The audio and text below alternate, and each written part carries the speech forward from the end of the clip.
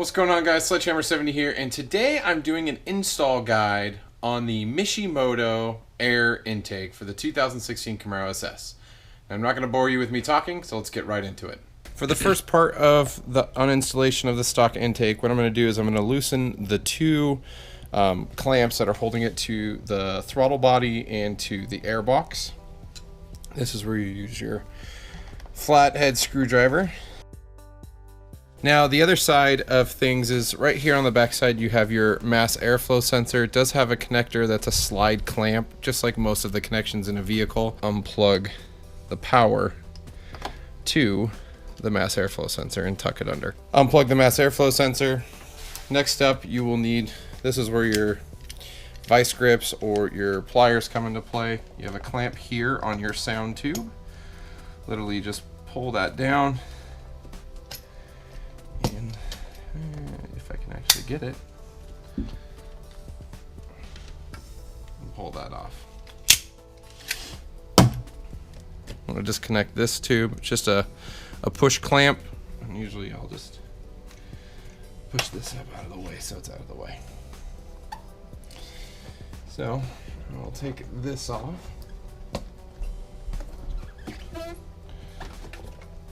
There you go. There's the stock tube. Now, the stock air box is actually just sitting on some grommets. Literally, you'll just have to grab it and pull it off. But before you can do that, there's this tube right here. And if you don't have a catch can, you won't see these pipes, obviously, or tubes. But there is I believe this is the vacuum tube. Yeah.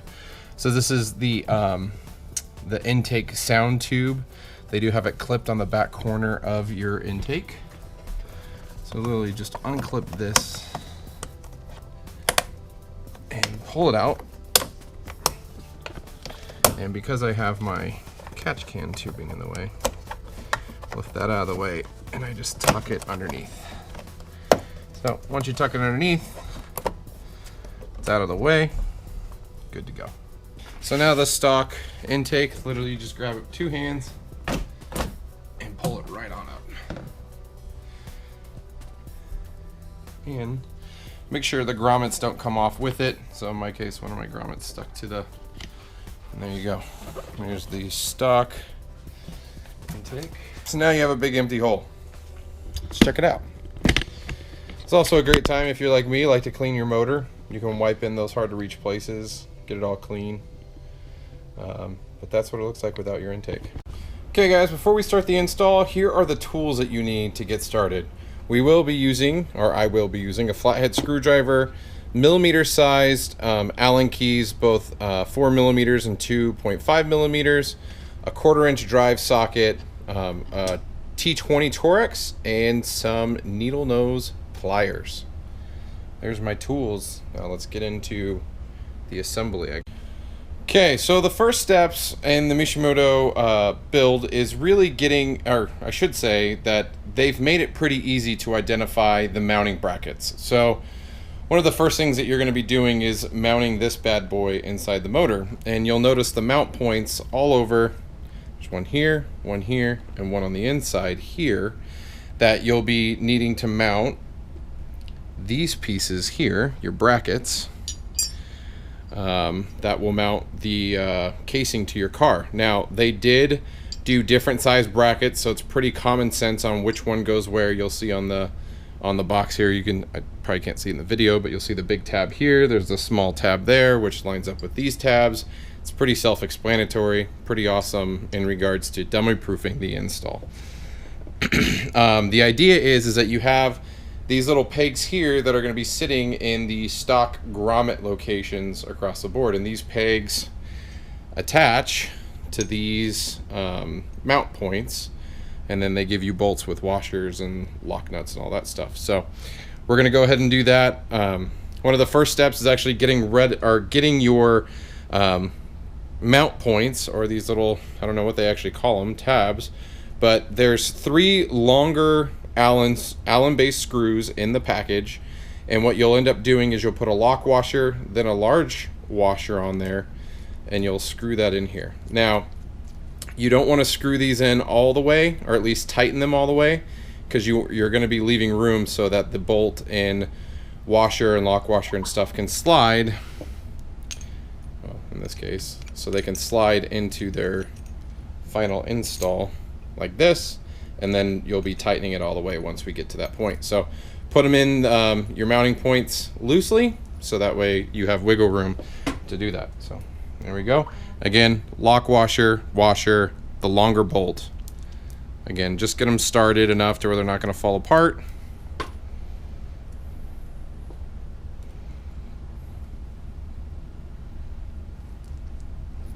So there we go. Okay, so next step is actually mounting all the tabs on the airbox. So the first tab is going to be your one with the threaded insert if you start here. But what you'll do is you'll actually line this up to where the tab is going to be facing upwards on the vehicle, as you can see here. Hopefully you can see that. And what you're going to want to do, and sorry, I'm trying to assemble this inside my vehicle. You'll take one of the Allen screws, going to put a washer on it, put it in the hole, just like this. All these bolts are going to be on the outside of the airbox. So each one of these that mounts, the bolt will be on the outside. You'll never have a bolt on the inside. So go ahead and get this threaded.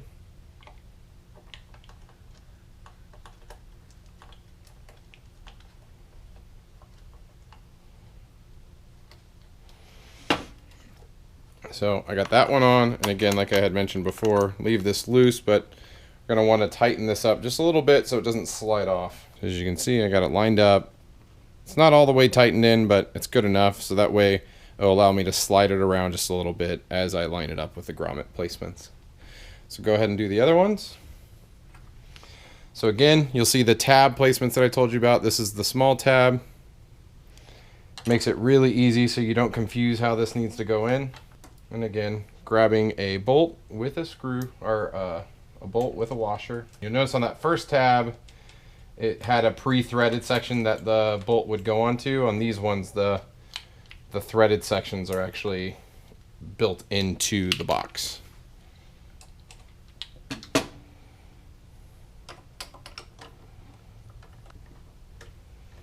And this is hard to do upside down. So this hex Allen key tool might not be the best for this because it's pretty wide up here. So I'm gonna have to find an Allen key that's close to their metric. Looks like it's the 5/32. This is the closest match. So again, I have loosely mounted the mounting points around the box, and you can see them all mounted here. So got 1, 2, 3. Pretty straightforward and easy. Okay, now that I've gotten the case ready, I'm going to go ahead and get the airflow sensor put on the Mishimoto mass airflow housing here. Now there are 2 Allen size bolts that come stock on here already screwed in. Go ahead and remove those, and what you're going to do is make sure you put your airflow sensor in the proper way.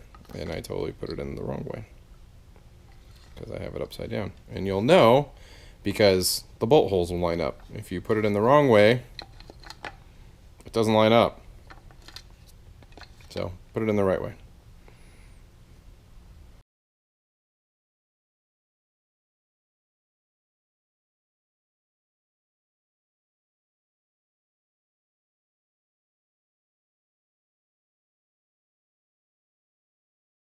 This is why I need non-tooled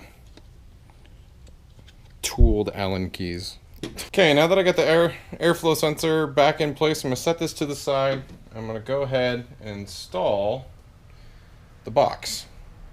So this bad boy slides in. There is a small protrusion that you need to clear. So this edge right here, let's see if I can get my camera. So you can see how I cleared this edge right down there. See where that bump out is stuck? You want to clear that, get it lined up, and then get the mounting points set up.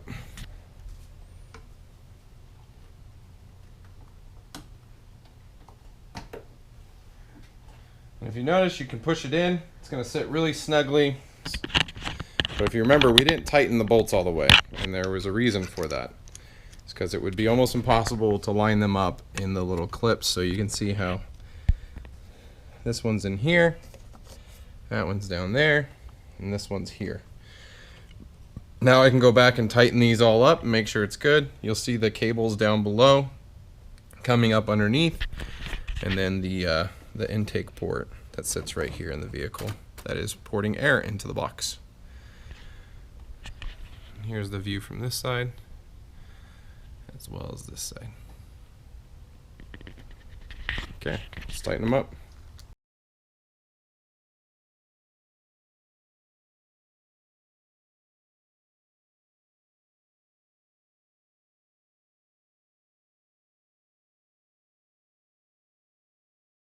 Nice and snug. So next we're going to go ahead and put the ring clamps on and get ready to mount this bad boy.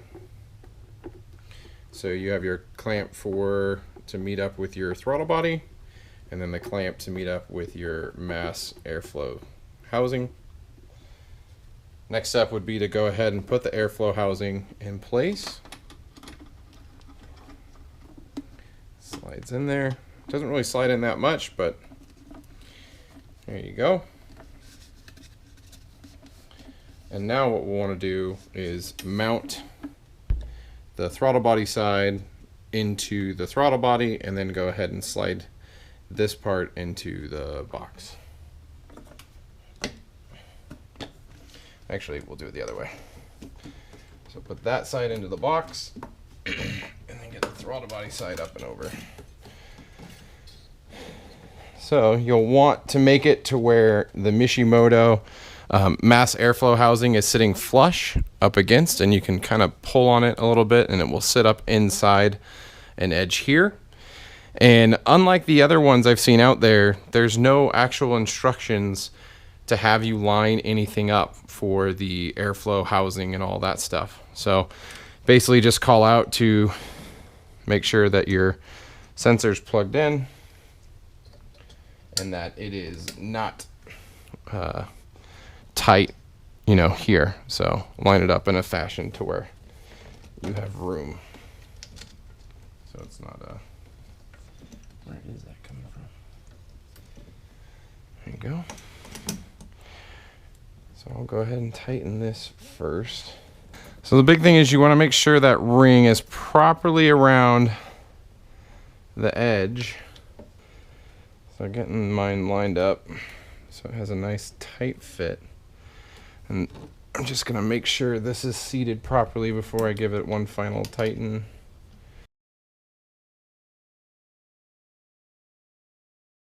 Okay, now you'll want to attach the ring here on the throttle body side.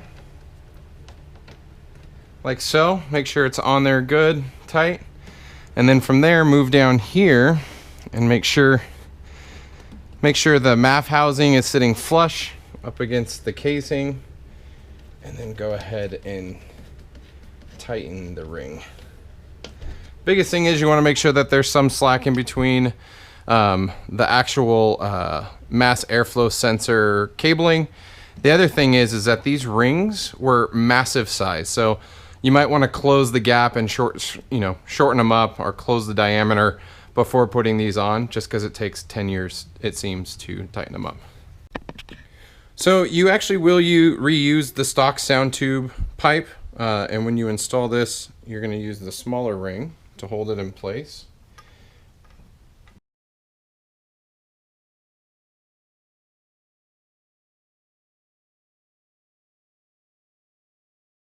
So the other thing is you want to make sure you put this piece back on. Should just snap right in place. It's on, good to go. So now it's time to put the air filter in. Get her lined up. And last but not least is covering up how pretty this is. Boo. And what I did is almost same as my cold air inductions, just kind of lay that in there at an angle, lay it down flat. It didn't go. There it goes.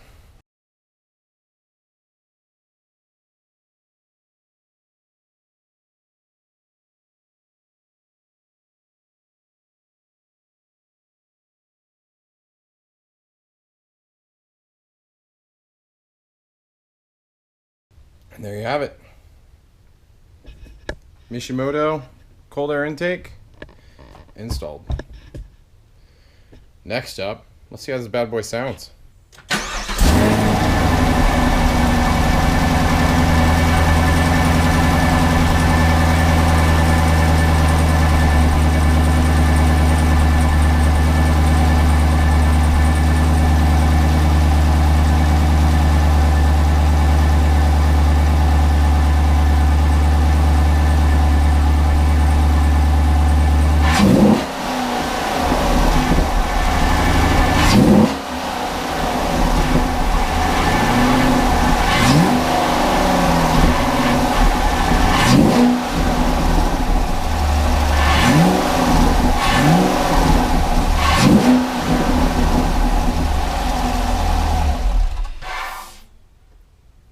Okay, my thoughts on the Mishimoto cold air intake. Now, this intake overall is decent quality. Now, I will say the cold air inductions intake does feel like it is made of better material, at least for the tubing.